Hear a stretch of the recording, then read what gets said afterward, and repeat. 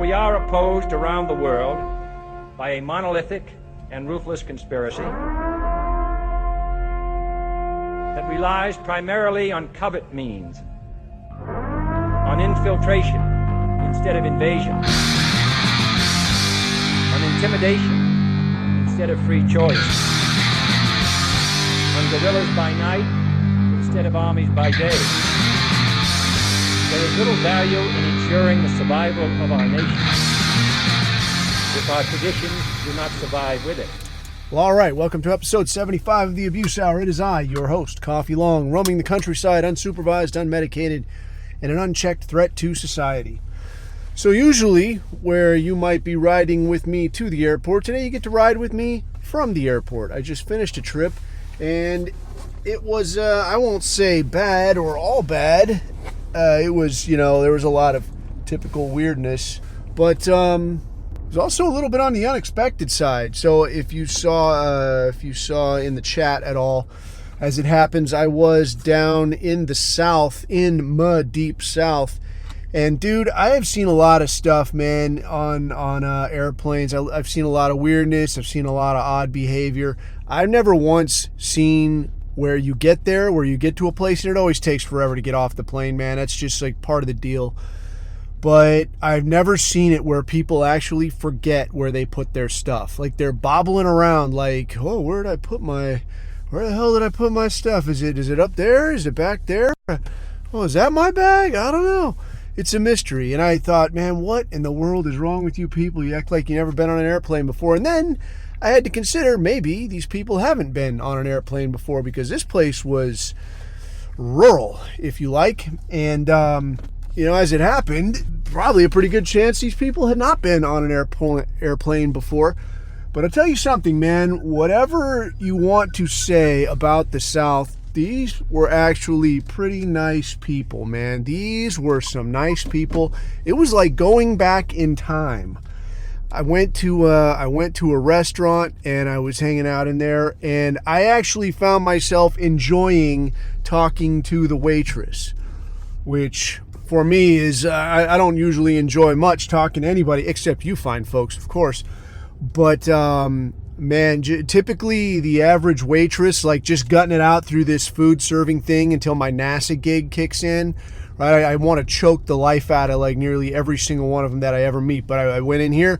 I had a lovely time, had a fine meal. Next day I got out of bed, getting ready to go to the airport, and I go and get a coffee. And a lot of places, if you go to a coffee shop, there's going to be some blue hair in there, there's going to be some pink hair in there, there's going to be tranny flags, gay flags, the whole deal, and you're going to have to gut it out and probably get, handed a flyer for some kind of a thing or another. Hey, come to my poetry slam later. I don't want to go to any of that, all right? I just want coffee. That's all I'm in it for. But this place, again, nice people. Good morning. How you doing? Doing pretty well now. Thanks. And thanks for the coffee. So a really good time. It makes you think, but it also kind of gives you hope, in a sort of a way that, hey, maybe things aren't so completely dicked and maybe things will sort of sort out here. So today, thought we could get a quick recap of some of the odds and ends, some of the goings on, and then maybe a little bit of doom posting. I had some thoughts on the Doomsday Mobile, the eternal hunt for the perfect Doomsday Mobile, and I'll give you some of my recent findings, if you like. And then lastly, what else, man? There was a couple of suggestions in the chat that I enjoyed. The general immaturity of the modern woman. So for the ladies listening, obviously this isn't so much for you, but you could probably get on board with some of what I'm going to say, because, I think probably women in our thing especially, they have to endure this as much as anybody. And they probably get a lot of talk about, hey, why don't you just do this? Hey, why don't you do this? Hey, why do you accept this, and that? But anyway, yeah, maybe we'll get a little rant and rave on for that. But before we get to any of that, I want to give a shout out to the fine and decent Mrs. Schwartz. Mrs. Lucky Schwartz, this episode is for you. In this episode, we're going to take a little more of a family-friendly approach. I mean, topics aside, right? Doom posting is not for kids. But I'm going to do my level best to do this whole episode with zero profanity, because I unlike the rough and uncouth hooligans with which we so infrequently and unfortunately interact, do not have to unpack my soul with four-letter verbiage. I instead can use a more refined lexicon to express myself, and so I hope that this episode meets your high expectations. Mrs. Lucky Schwartz, this one's for you. Right. So anyway, what were we talking about? So yeah, the recent goings on, man. There's a lot of weirdness out there. There's a lot of ins and outs, a lot of what have you. Some of the stuff, dude, I reference Europe a lot because I really think that Europe is kind of like, it's like they're test firing a lot of ideas that they want to try to wheel out over here to separate you, quite honestly, to separate you from that pesky First and Second Amendment situation. Because I really do think that in the pursuit of global power, that this whole America thing is really, how can I say, like the last fish to fry, like the last monkey in the wrench, if you like. Like the fact that you can say whatever you want so long as you're not, bunny ears yelling fire in a crowded theater, which, if there actually is fire in a crowded theater, maybe that's the best time to speak up. But the fact that you could say what you want, and if it gets too hectic out there, that you can dual wield at your leisure, I think that's, this place is really a place unlike any other in that sense. The only real downside is that most Americans are just so indecently stupid that they get handed this song and dance about my greatest ally and God's chosen people, and they just go with it. Yeah, looking quick at the Europe situation, Russia obviously is winning, as predicted, as anyone with a brain between their ears could have told you. That's going over well, but our trusty government has elected to send 61 billion, 61, not 60 or 59, 61 billion. Like, what could I do with that, man? Dude, imagine the stickers we could come up with for that kind of cheese. But they're going to send 61 billion of your hard-earned dollars over there to that sawed-off comedian in the t-shirt so he can go shopping in Paris a little bit more. And I just, like, what is $60 billion going to do that $200 billion could not do, all right? I think they're talking more about sending some kind of weapon, some kind of something, but they're also talking about confiscating some Russian financial holdings. And I thought I had heard that they were talking about these are holdings of the Russian government. I don't know, for all I know, it could be like personal holdings of someone who happens to be Russian. So we're just going to take that from you. But I think it's really short-sighted. Well, one, it's really short-sighted if you don't mean to make this circus collapse, because the message this sends to the rest of the world is, hey, don't put any of your money in America. If they get a burr in their saddle, they're just going to take your stuff and say it's theirs. And then what are you going to do? So I don't know that that's really the smartest thing, unless you're trying to get people to break ties with you, trying to get other countries to say, like, yeah, you know what, I think I'm gonna not come to your party. I got some stuff I got to do. I got to stay home and wash my hair. So I'm just going to kind of see what goes on, and I'll call you later. I'll talk to you next weekend. So we'll see what shakes loose on that. It doesn't look favorable, I'm pretty sure of that. Apart from that, though, the shenanigans continue where Ukraine is concerned, with more mobilization, more manpower shortages, really. Like, you want to fight a war and you got all the money from all over the world. You probably got plenty of weapons still, but you don't have anybody to go out there. So the idea that you're going to pull this off is ludicrous at best. I did see one post in the chat where it was saying something about, like, France following through on wanting to send people to Ukraine. I have no doubt that they probably got people already over there in an advisor capacity, and maybe some special operations people going out. I don't know, I'd say going out onesie twosie trying to help out or something. But I mean, as badly as Ukraine is doing, I don't know how that's really a good idea. So, how that plays out, I haven't seen any follow-up to that. I couldn't find any, like, proper news stories anywhere. I'm like, yeah, this is actually happening. So maybe something will shake loose on that. Maybe the stuff that got put out was, like, just kind of a test fire. Like, we're just going to see what people say. Like, yay, go France. Yeah, good job, buddy. And then if not, it may be, we were just kidding. We were just floating the idea. We didn't really do that. We'll have to see how that plays out, though. I wouldn't put it past him, man. It wouldn't surprise me at all. With the U.S. elections coming up, though, it's a little bit dodgy. The idea of spinning up a new conflict or getting deeper into a conflict, to me, is not a very good idea, with elections coming up. And it's strange enough that we're staring down the barrel of May right now, and you don't really hear anything about elections. Like, I haven't heard too much, I haven't seen too much. Not too much talk about polling or who's ahead or debates or any of that stuff. So I don't know, man. I think it would probably be real convenient if there was a way to just say, yeah, you know what, there's just too much going on this year, bro, this cycle, bro. I think we're just going to follow Ukraine's example and probably not have elections. Would you guys be cool with that? Like, what do you think? The guy's doing a good job, right? He's okay, right? Yeah, that's a great idea. But, we'll see what shakes loose. Moving over to Israel. Dude, the Israel situation, laughable, man. I can't do a thing with them. They tried this, they've tried this escalation thing with Iran. Like, they really tried, dude. They hit that embassy annex. And, I've seen a few posts. There's like a few Twitter posts by a lot of these Hebrews. And they're running on about, like, see, we didn't hit the actual embassy. It was a building next door. It was a building next door. The fact is, dude, if it's embassy property, if it's diplomatic property, if it's a diplomatic building, you've basically launched on that country. And that whole Vienna Agreement, Vienna Accord, Vienna Convention, whatever the hell it is, the Vienna thing, the idea there is that, man, you just don't do it. However bad it gets, whatever you do, it's just one of those things. And Israel is just like, yeah, we do whatever the hell we want, man. We do what we want. We want to blow up your embassy. We're going to blow up your embassy. We want to burn down non-combatants. We're going to do that too.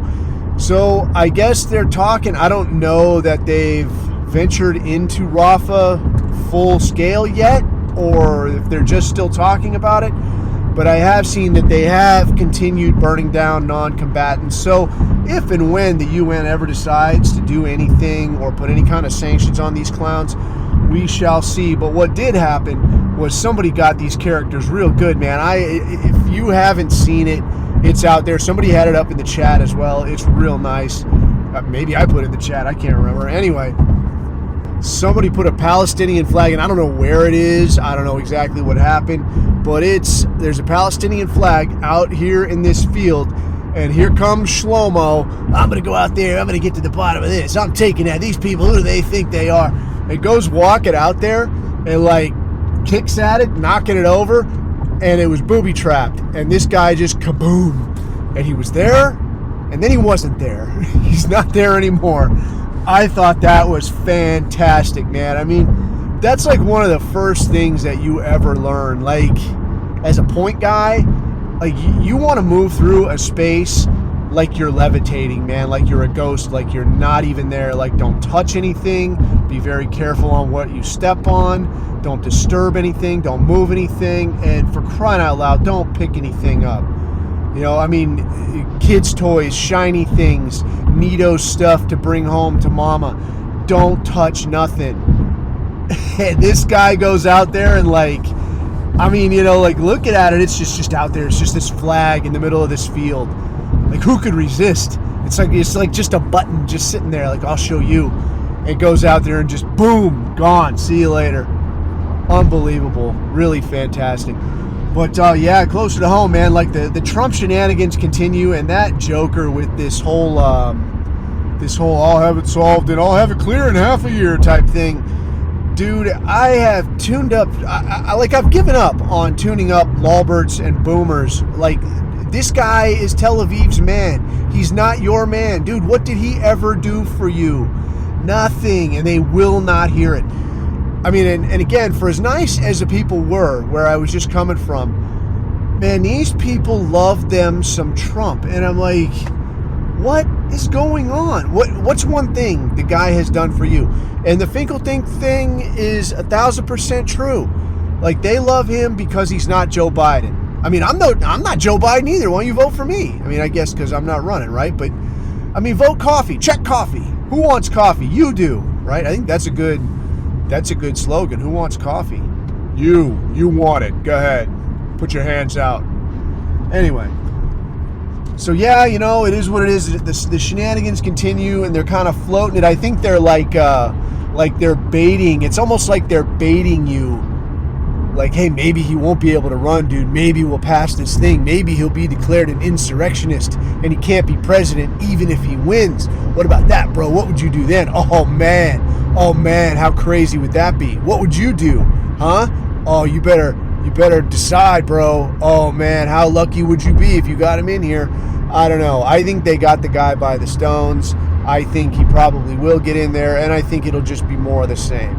Or like maybe the economy will improve here, but it'll be like, yeah, see, being an Israeli vassal state, it's not so bad, right? Look, cheap gas. Isn't that great? In any case, moving along though, I guess the thing I wanted to hit on one of the two things I wanted to hit on.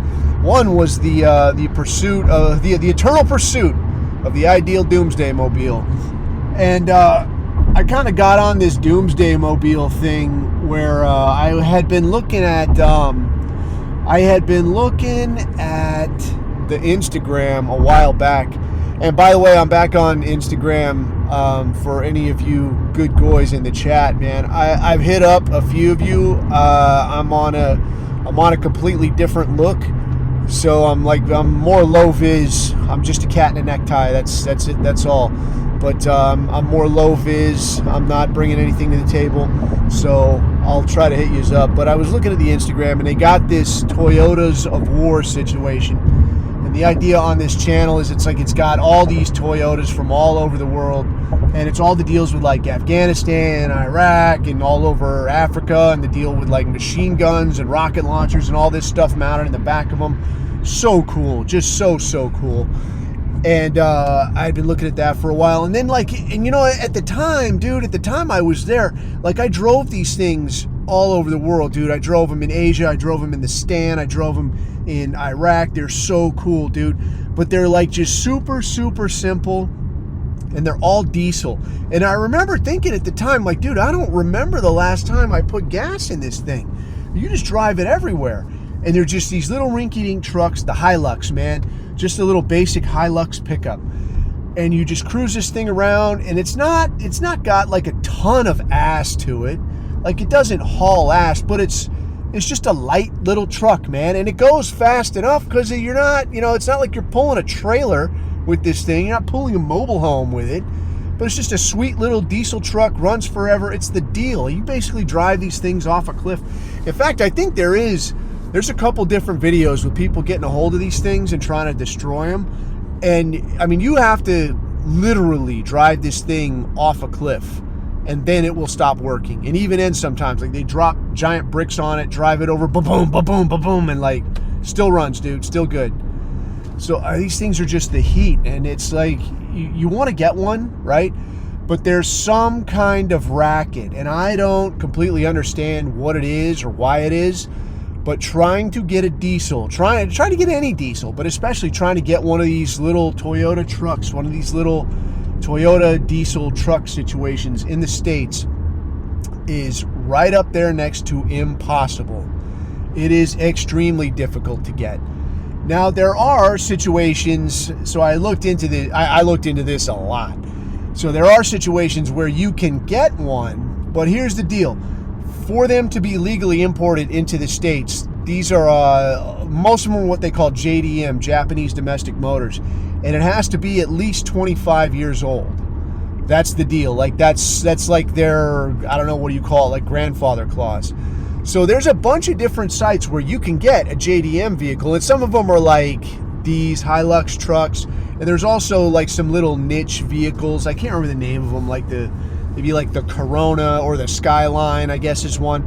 So for autists who really enjoy that kind of thing, they'll go after these and they'll, rework them, rebuild them completely. And they're all about that kind of thing. That's their hobby, and that's fantastic.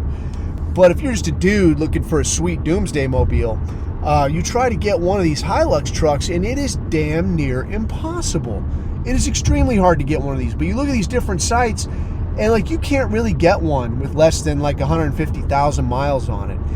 And for a lot of these diesel engines, these little diesel engines, if they're taken care of, that's not really that much. Like, this thing is gonna last just fine, and if you take care of it, maybe you get it rebuilt, and that's just fine. That engine is gonna run sweet for you just the same.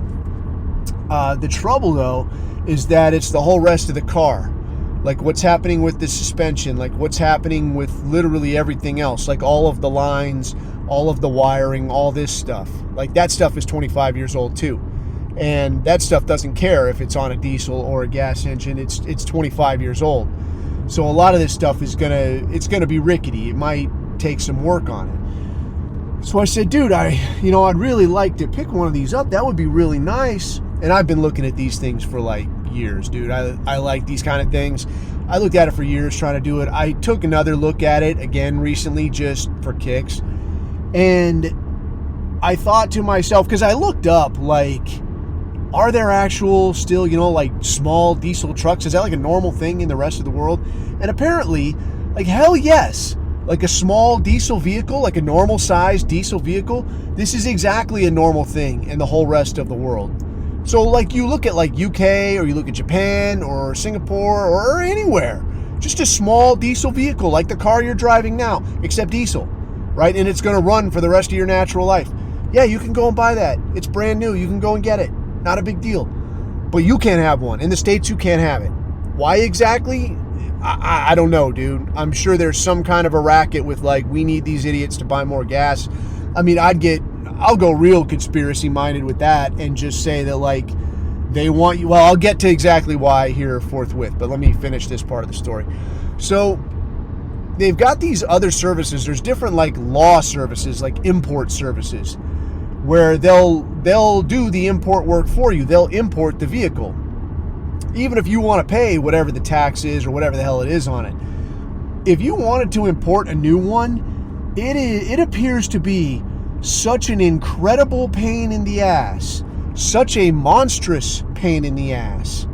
I mean, it would almost be better to like buy the parts and just rebuild it.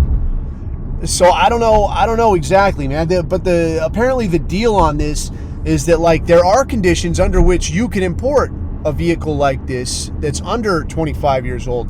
But the conditions are that, one, you could be active duty military. So if you're a military dude, this could be a racket for you.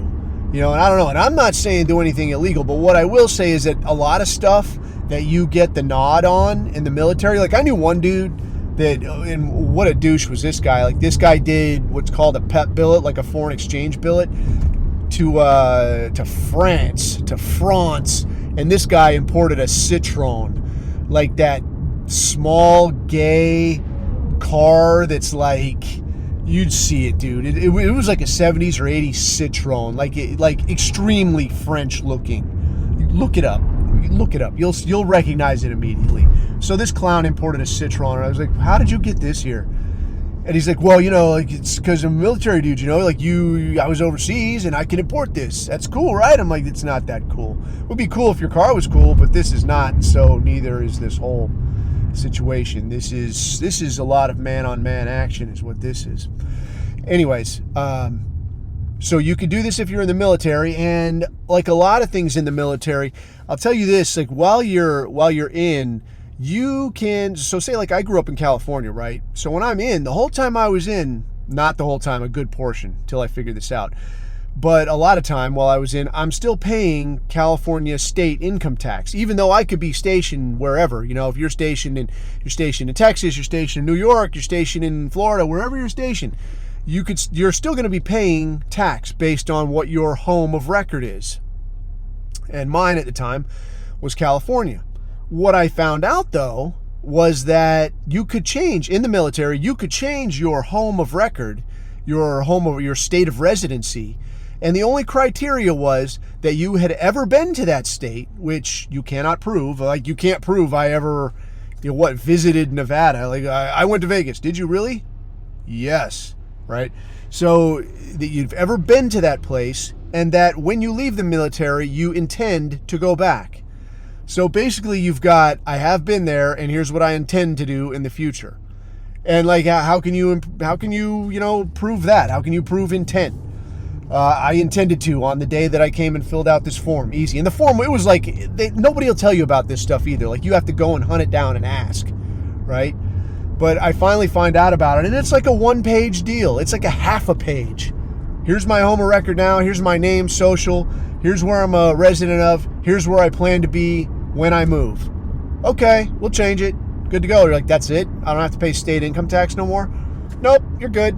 Like, cool. Why does nobody tell you this, right? But there's a lot of things like this in the military, like these little loopholes. You got to actually know somebody or ask somebody or beat the bushes and find it, because the people who are supposed to help you, like your career counselors and your senior enlisted people that are supposed to be looking out for you, they're busy looking out for themselves, and they're not looking out for you, and all this stuff falls by the wayside. Anyway, another one then is a lot of this stuff that you could buy overseas and bring back. So there was, like, while I was overseas, there was this deal where, like, you could buy all of this stuff. Like, you could buy vehicles. There would be, like, at bases, you see this, I know you see this a lot. I saw it the entire time I was in. If you're overseas, there'll be, on bases, there'll be the little, like, Ford outlet or the Dodge outlet or the whatever the hell outlet, man. A guy selling Persian rugs outlet. And you can bring this stuff back to the States. It'll be, like, duty-free or tax-free. You buy this stuff there, and now their only criteria is that you're buying it for yourself, right? You're not buying this so you could go home and sell it. And you're like, no, it's for me. If you want, if you buy this brand new truck and you want to come back to the States and sell it, there's absolutely no way that anyone can stop you. Because, at the time that I bought it, I intended to keep it for myself, but I got back here, I realized I couldn't afford it, or I decided I wanted to move to a bigger place and I couldn't afford it, or I drove it and I just decided I didn't like it, and so my intentions changed. I wasn't dishonest when I made this purchase. My intentions just changed. Can anybody prove that? No. So you kind of can do what you want. Like, they're asking you, like, just don't do this. But dudes do it nonstop. I knew that, dude, and it was like a senior officer, and this guy was buying Persian rugs. This piece of work, this guy, he was a very senior officer, but again, like, this was a very small community, so, I knew this guy, and a lot of us kind of knew what he was up to, but he would come out, like, at the end of every other month, and I've talked about this before, but he would come out at the end of every other month, so he'd come out to see how the boys are doing, and he'd get out there, say, like, the 27th, 28th, he comes out, sees you. Hey, how's everything going? All right, cool, man. Yeah, you need some stuff? Yeah, bro, I'll get back there and see what I can get for you. I'm here. I'm your advocate, bro. I'm your advocate back at the flagpole. Of course you are. Right, so then he goes out, he buys some rugs, maybe he buys a car, whatever. Now he gets back on a plane on, like, the 1st or the 2nd, and he flies home. So the good deal for him is that both months that he was there, like, he was in country, in a combat zone, both of these months, so those months are tax-free for him. Like, you were only over here, like, 3, 4, 5 days, but it's all tax-free for you, both of those months. Plus, you go over here and you buy a gaggle of Persian rugs, you buy yourself a brand new vehicle, now you can go home, and in the next month or so, you take possession of this vehicle, you get all your rugs delivered, you go sell this stuff off.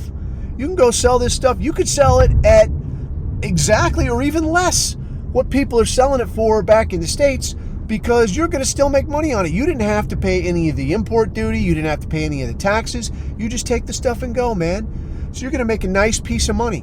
So this guy was doing this stuff nonstop, and it was, I mean, it's like, why didn't you do it then? It's like, I didn't do it because, I'm a broke enlisted guy rubbing nickels together, trying to make a quarter.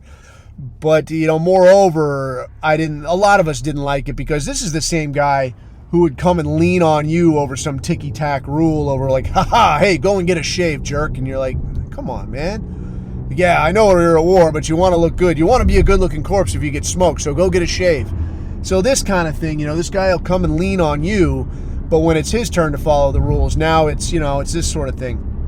But if you are in, this could be a smart move for you, that, like, hey, man, go someplace, especially if you're, like, in Europe or something, go get yourself a brand new Hilux truck. Get 2 Hilux trucks. I don't know. Get one for you. Get one for your wife. I don't know. Or get one and import it tomorrow, and before you leave, get another and get it back here. But man, if you get one of those, you could come back here and sell. I mean, a Hilux truck, like a brand new, like a Toyota Hilux truck or an Isuzu or any of this kind of thing with under like 40,000 miles, dude, you will get 50K out of that thing if you get a dime. That would be a real sweet move, or just to keep it for your own. I mean, that's a piece of work. That's a fine piece of work. Anyway, the deal on these is that they're essentially going to run forever, which is what you want, for your, back to what we were getting at here, the Doomsday Mobile situation.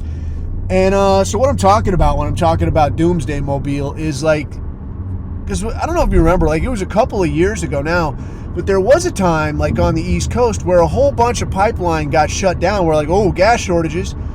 And like they can kind of just decide this, like what if there really is a gas shortage? What if somebody just decides there's a gas shortage?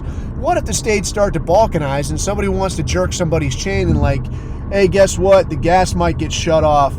Wink, wink, nudge, nudge, might get shut off where you are if you guys don't play ball. And now, do we play ball or not? No, we're not playing ball. And now guess what? Like, there's no gas for you. So that and the reliability factor was something that made me look really hard at the gas situation. At like, do I want a diesel or do I want a gas vehicle? I really, really like the idea of the diesel for a couple reasons. I had to read up on this because I ain't no automotive genius neither. But I had to read up on this, man. And apparently the way that this works is like with a gas engine, the way that the combustion is created is through use of the spark plug, right? So the spark plug fires up this spark, an amount of gas gets ignited, a little explosion occurs, and it pushes that piston. A diesel engine works differently, and apparently, from what I'm reading, a diesel engine has actually fewer moving parts, but it creates this combustion through pressure. So the body of the engine itself is actually constructed with much heavier, like out of much thicker components, because it creates this through pressure. It does the job through pressure that a gas engine does through the spark in the spark plug. But what you get then is that this engine, because of the way it functions, because of the way it's built, it's going to last a whole lot longer than would a gas engine. So you're going to get a lot more mileage out of it. You're going to have a lot fewer problems. What I do hear is that if there is a problem, it's going to be more expensive to fix, but the likelihood of having problems, if you keep the thing up to snuff, it's much, much lower. So you're much less likely to have an issue with this engine, which plays nice, if you're going to look for the Doomsday getaway car type thing. So for that reason, that's one reason that I really like the idea of the diesel engine. The other is that unlike the rest of the world, the U.S. is mostly gas engines. So the rest of the world, I guess, is kind of split between gas and diesel, and that's every size car. So like your regular Joe car, the car you have at your house, it's like 50-50. Like it could be diesel, it could be gas. Like it's kind of divvied up throughout the world, and it's just kind of, what do you want here? I guess like a gas engine has a little more get up and go usually. The turbo diesel, I had a turbo diesel, a small German car for a little while, and that thing would move out, dude. So any of that, it's slow to move. Like, not this thing, dude. This thing would move out. But, throughout the rest of the world, it's pretty much either or. But in the States, though, it's mostly gas. Like, you have a hard time finding a diesel vehicle. Sometimes it's kind of hard to find diesel fuel. But that in a doomsday situation, like whether that's, things get hectic or there's some chain jerking or, the grid down scenario is doomsday, bro. It's ThunderDome. We're got to go. That kind of a thing, it really plays in your favor for a couple of reasons. For one, when there's a gas shortage, you might have recalled, if you've seen any of these, that you're going to see lines, man. Lines at my pump, where people are lining up and filling up and people are running out. But what they're not running out of anywhere they sell it is usually diesel. And if you get a chance to stock up, what's really sweet about diesel is I had to go in depth on this. If you want to stock up on fuel, right, So if you stock up on gas will go bad within 3 to 6 months. Like your average gas, you buy it, you put it in a can, it's going to go bad. It's going to go wrong within 3 to 6 months. There's some stuff called stable or some kind of thing, gas stabilizer, basically, fuel stabilizer. You put this in here and they're talking about 6 months to a year. Probably that's going to be more than enough to get you wherever you need to go or do whatever you've got to do. But who knows, man, because if we err on the safe side and say 6 months, okay, so you put this stuff in here and now it's going to get you to 6 months. Okay, is that enough? I don't know. Who knows, dude? I mean, I'm kind of going off of the 1 year model like I read about from that Bosnian dude. And I think I posted that article in the chat. If you haven't seen it, maybe scroll back through. Some guy talking about like the Bosnia deal where he was without power, without everything, like bad off for a year straight. The guy talked it through. Like, here's what we saw, here's what we did, here's what I wish I had, here's what I had that worked out nice, this kind of thing. So if you're looking at like a year's worth of gas, or just having gas for a year and you're being really, really skimpy with it, probably just the gas that you get and save is not going to make the cut, dude. So when I look at diesel then, I look at diesel and people are talking about, like, you read this stuff and like all the science nerds are like, look, it's a biological product. It's going to naturally break down. It's, you can again look at like 6 months to a year. If you've got this stabilizer in there, maybe a year to 2 years. And then there's the real life people that get in there and they're like, hey, I don't care what you scientists say. I've sucked diesel out of farm equipment that's been sitting there for 10 years and it works just fine. I was like, really? And they're like, yeah, dude, it works like a champ. The stuff will fire right up. I was like, wow, that's kind of cool. So apparently diesel is, I guess, a way dirtier fuel, dirty bunny ears. I don't know. This is what I read. But apparently like the tolerance for what this compression engine is going to get to fire up is a much, much lower tolerance. Like, it'll make this shit work. Oh, see, sorry, Mrs. Lucky Schwartz. I went and done it. So with that in mind, then that gives you the opportunity that, like, if you want to stock up, like what I've already kind of got lined up is got some cans and you just get some tape. And I do the same thing with food. Just like you get some tape and now you put a little out there, like save a little bit and just mark like the month and year you got it. So now when you go by and you look, like, I should probably use that pretty soon. Just like dump that one in the car. Or if it's food, like just get that oatmeal out of the thing and like, let's eat this, dude, and I'll get some more and replace that one. Like get it before it goes wrong.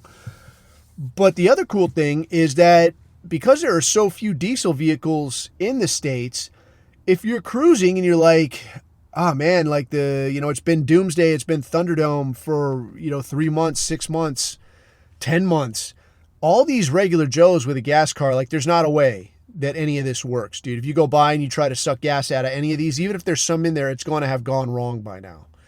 So that's not any good. But if you go by and there's like equipment or semi-trucks, there's just like tractors out there in a field someplace, you get out there with your little hand pump and like, that stuff's still going to be good. So you're going to have, almost an endless supply. If you're like a guy with a diesel vehicle, you're going to be in really good shape. You're going to be good to go. Which brings us to the next question of like, you're going to be good to go. So where are you going to go? Without dipping too much into like an entire bug out plan, it does raise the question of like, what kind of places am I going to be driving to? Because I was kind of back and forth on like my thinking is like, do I want a big vehicle that I could like drive over / through protests, right? Because I'm not getting snatched out of my car for anybody. I'm not getting, what was that guy's name? Like, Reginald Denny. Oh, there's a throwback, dude. That was the dude in the LA riots.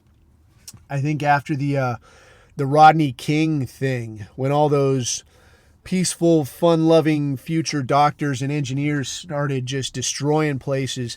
And this truck driver, Reginald Denny, got pulled out of his semi-truck and beaten with a cinder block, to show how unfairly, these poor persons of color had it in the world. They beat this guy about the head, neck, and shoulders. Just this working stiff, trying to drive some stuff from here to there, So lesson learned there, keep your doors locked. But 2, don't slow down for protests, right? And I think there's a lot of laws in a lot of places now, which sort of raises an interesting question. If a certain Mr. Fields could get another look at his situation. Like, maybe sometimes when somebody points a rifle at you and you got to take off through the middle of a riot, it's not entirely your fault if an obese woman has a heart attack under your front bumper. At least I don't think so. I think the guy should get a medal and a free lunch and not 400 years, but I digress. So the other option there, though, between the drive-through protest situation is more like the getaway car version. So if I was looking at a getaway car and I was looking at like smaller diesel getaway car, some of the stuff I looked at was like, you can get them. I don't know how hard they are to maintain or how hard they would be to like get ironed out. But I was looking at like the Volkswagen Golf, which unfortunately, I read through some posts by a lot of like people in the Balkans, and I guess the universal sentiment is that, oh yeah, the Volkswagen Golf, the preferred automobile of homosexuals and pedophiles. I'm like, what? Hey, that's not cool at all. But just the same, I will say that it is small, it is diesel, and it probably goes fast enough to get out of Dodge and maybe hop the sidewalk and so on. But I was thinking something like that, like something that's smaller, like a little rally car looking deal, but also diesel. That would be ideal.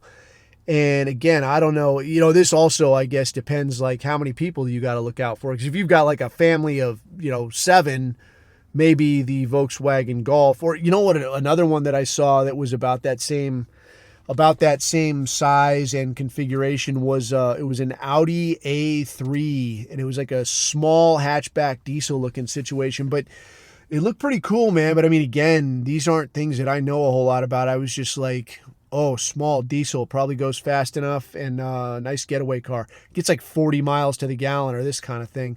So I was thinking like, yeah, man, like line up a couple gas cans in the back and like get out of Dodge, dude, and you'll be sitting real nice.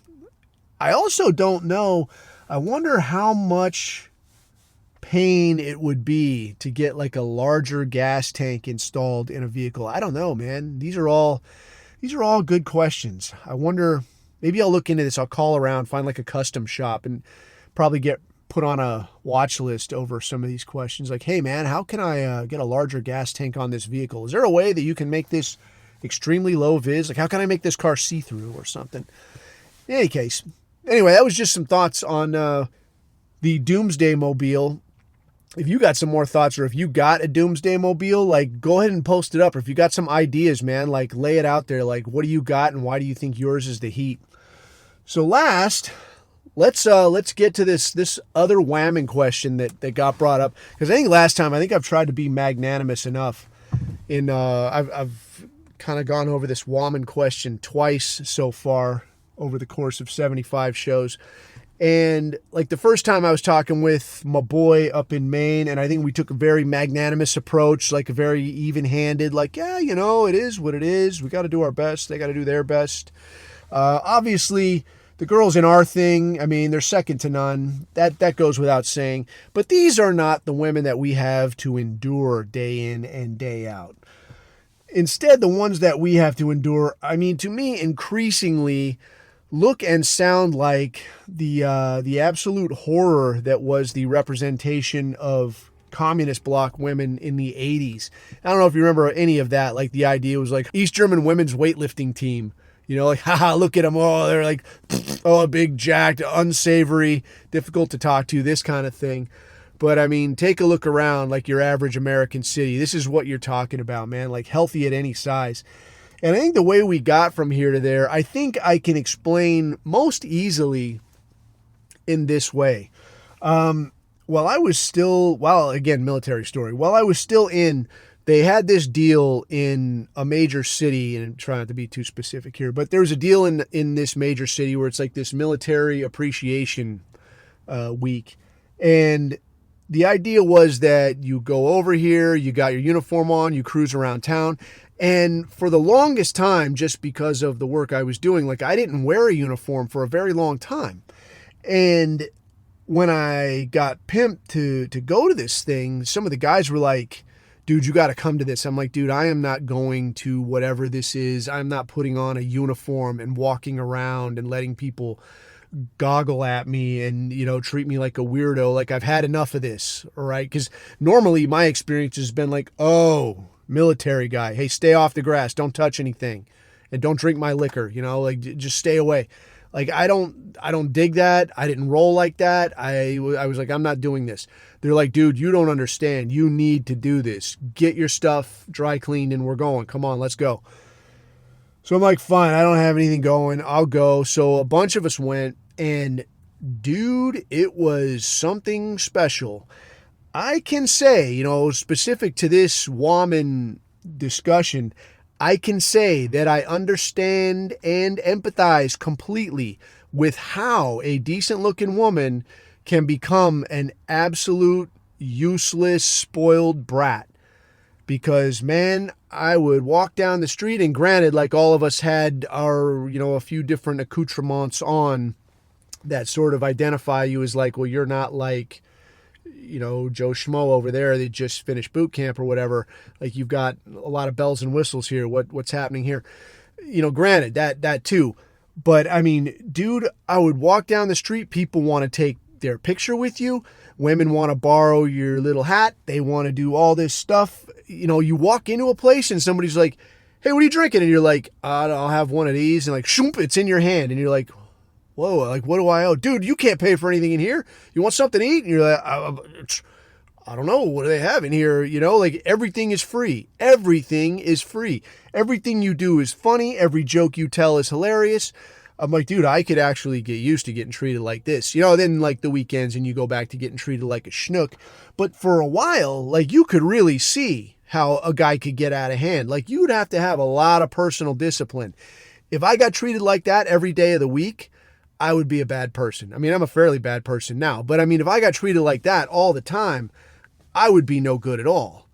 So in that sense, I could see where, like, an attractive woman, if you've got basically carte blanche, and especially now where this healthy at any size thing, like anything you do is just solid gold.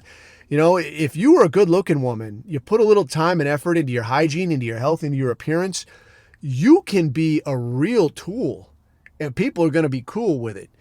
You walk into a place and say, I want a job here. Oh, okay. You want a job here? I'll fire somebody right now. I'll get you in here. I want to be an executive. You're going to be an executive. How about an astronaut? You are an astronaut. I knew you had astronaut written all over you. And they're going to make it happen for you.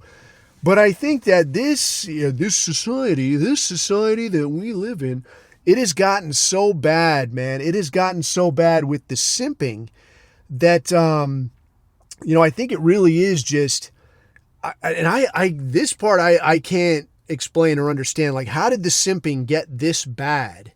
Because in America, man, I mean, a really unsavory woman can still do no wrong. Like, the facts are out there, dude. Like, a woman gets convicted of a crime, she's going to get a much, much, much lesser sentence than any man. Like, I mean, you get convicted of killing somebody, get liquored up and stab somebody, drive over somebody, and it's still going to be that guy's fault. There's some kind of way that, well, probably, you didn't mean to do it. I know it was an accident. Everybody gets carried away. This happens a lot. Like, there's a lot of free pass type stuff that goes on here. And I can't for the life of me figure out, like, is it really just the simping? It's like those dudes in comment sections that are like, hey man, she's all right. Hey man, don't talk to her that way. Like, bro, she's not going to let you smash. Quit it. All right. Quit talking like this. You're not getting any hookups here. So stop it. But I don't know if it's just this kind of thing that's gone on this long. Has it just gone on this long where it's like, bro, just let her vote, bro. Come on, bro. Be cool. That's not, come on. I thought you were a man. Be a man, bro. Let's let him vote. Come on. Like, is she going to let you smash? I very seriously doubt. Like, and imagine like some of those 1800s looking women, like, we would like the vote. And like, okay, here you go. Do I get to smash? No. Come on, man. But the absolute state of it, man. I mean, I don't remember who it was, bro. I'm sorry. I don't remember who it was that asked a question in the chat. They're like, hey, why are women so immature? So for one, I think that it's because they can be. You can afford to be immature. You don't have to be mature. You don't have to act like a grown-up. You can act like a child and you're going to get away with it. So there's, and that's what really rubs me the wrong way. Like when I watch a lot of these movies or when I watch a lot of anything. I mean, how often do you see like, what is Hot Girl doing? Ooh, Hot Girl is studying ways to make artificial limbs more, more attractive compared to whatever, the steel jaw of a hand that you were going to get. Like, she's not doing that. These are lies, dude. This is all lies. I'm helping homeless squirrels. These are lies. You're not doing any of that stuff. Hot girls don't do anything extraordinary because hot girls don't have to. All right? They can walk into a place, say, I want that over there, and you're going through life on the tutorial setting. Again, like my favorite reference, man. Life on tutorial. That's life of a hot girl, man. All you got to do is not get fat. And yet, they'll screw it up. But as to why they, so many of them can be so immature, I honestly think, man, that it is because they have to be able, I mean, in an evolutionary sense, like they have to be able to hold on to these two conflicting beliefs at once. Because I think if you kind of hearken back in an evolutionary sense, like what kind of behaviors did you see? Like you would have tribal warfare, you have a raiding tribe, somebody wins, somebody loses. And if you lose, then that's all these dudes getting slaughtered. And these women are going to have to come to terms with like, yeah, you used to be part of this tribe. Well, guess what? Guess what's happening now? Now you're part of this club over here. So you could be cool with it and you'll get to stay alive. Maybe you have some kids, you get a nice teepee out of the deal. Or you can be a pain, you can be difficult and pushy and treacherous, and then you'll just get smoked. Maybe you get left somewhere to starve to death. Maybe you just get to work the fields till you fall down dead. Is that what you want? You want that? No, nobody wants that. So in an evolutionary sense, it behooves a woman to be able to switch their brains like that like, well, these guys won, so I'm on team new tribe now, And as to whether that sticks for a long time, I mean, I would say apparently it does, Apparently it does. But you've also got a lot of these pressures, and it's, I guess, over the next few generations, if I was going to be alive that long, which hopefully I will not, it would be interesting to see how things play out in terms of what has all of this done, like divorce court, like how has this affected women's behavior? Because, I mean, as it is, like I talked about a few episodes back, that like a woman really can just say and do anything. And like, yeah, I just decided I'm tired of him. I want a new guy. And the state is going to be right there to say like, yeah, you heard her. She's tired of you. Get your stuff. Get out of here. And make sure you keep paying. Like, wait, what? So it almost seems like it could get to where it's worse, because it would really foster that attitude. And a woman who behaves that way, a woman who behaves reasonably, she's going to be married, stay married, probably have 2, 3, ideally 4 kids, right? But a woman who does this other kind of a thing, I don't know, maybe it balances out. Because you would think like a woman who behaves this other kind of way, where they're just really in it for themselves, maybe they have 2, 3 kids, then they get divorced, they hook up with some other guy, maybe that guy expects a kid or 2. But what's going to be the quality of those kids? I think the traits that are going to get passed on to them are going to be like very, very high time preference. Just go have fun. So probably it would take a generation or so to demonstrate those effects, but probably that kind of a mindset will burn itself out. I would be inclined to think, which maybe, maybe that's what we're seeing now, because you do see, I think, with a lot of younger women, like some of these girls that I talked to on this trip, like the waitresses, girls at workplaces, I'm not going to lie, I will say I was impressed. I was happy to see it. I was happy to be there. A lot of this stuff you see with like boomer women, good Lord almighty, women from my generation, unbelievable, like incredibly hefty and incredibly ready to demand that you put their stuff in the overhead. And I, in turn, am incredibly ready to say, no, I am helping you. I'm cheering you on from a position of equality. Best of luck. Right? So with that, I think that's probably as good a place as any to wrap it up. And next time, man, I think there was some talk about there was some talk in the chat about the OKC bombing, about the Oklahoma City bombing. And I haven't read a ton about that. I have seen a little bit, but not enough to know like the in-depth details and form a halfway informed opinion. I do know that guy got dead real quick, but I think that might be a cool topic to do like a semi-deep dive on. So yeah, I think maybe next time then OKC bombing, and we'll see what shakes loose in terms of coming up with a good and respectable conspiracy theory. But until next time, man, you know where you can find this if you found it already. It's available pretty much at this point still, surprisingly, wherever dodgy content is purveyed. And you can find me on Telegram at The Abuse Hour, along with accompanying chat. Me on Instagram, I'm not going to put that out on here. Maybe I hit people up onesie-twosie. If you've seen me, maybe you figured it out already anyway. Yeah, until next time, then, you keep your eyes on the horizon, keep your neck out of the noose. And I have been Coffee. These are my takes.